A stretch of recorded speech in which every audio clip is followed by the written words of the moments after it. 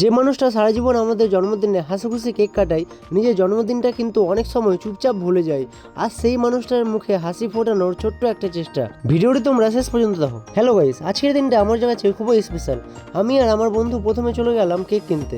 অনেকগুলো কেক দেখার পর একটা সুন্দর কেক পছন্দ করলাম।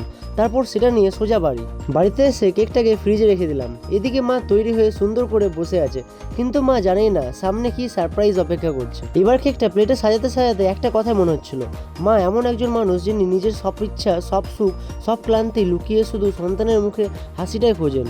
আমাদের জন্মদিনে প্রতিটা মুহূর্ত তিনি মনে রাখেন, কিন্তু নিজের জন্মদিনটা অনেক সময় নিজেই ভুলে যান। আজ সেই মায়ের মুখে একটুখানি হাসি ফোটাতে পেরেছি, এটাই আমার কাছে পৃথিবীর সবচেয়ে বড় উপহার। মা, জন্মদিনে অনেক অনেক শুভেচ্ছা। তুমি সবসময় সুস্থ আর ভালো থেকো। আমরা তোমাকে অনেক ভালোবাসি। চলো এবার সবাই মিলে মায়ের জন্মদিনে কেক কাটি। Happy birthday to you. Happy happy birthday.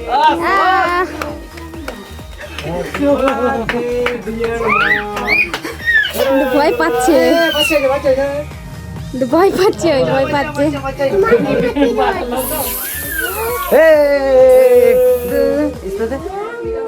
আজকে আমি মাকে ভূত করব। মা চোখ বন্ধ করো, চোখ বন্ধ করো।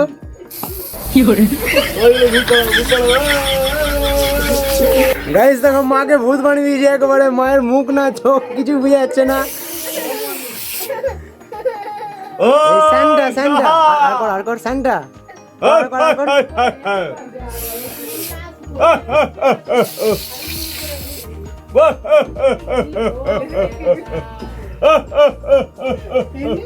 গাইস কেক কিন্তু এখনো কেউ খেলো না, কিন্তু কেকই ঘেনানো হয়ে গেল।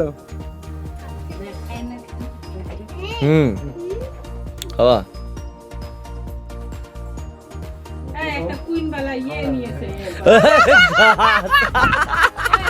গাইস আমাদের বাড়িতে যদি সব থেকে সুন্দরী বৌদি থাকে তাহলে সেটা হচ্ছে যেই বৌদিটা আমার।